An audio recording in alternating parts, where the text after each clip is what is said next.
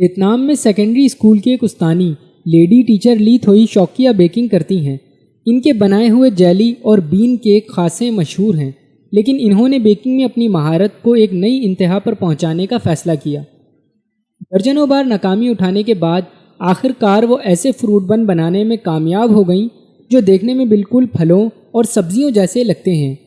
انہوں نے اپنی مہارت کا نمونہ سوشل میڈیا پر پیش کیا تو لوگ حیران ہونے کے ساتھ ساتھ ان کی مہارت کی داد دیے بغیر نہ رہ سکے۔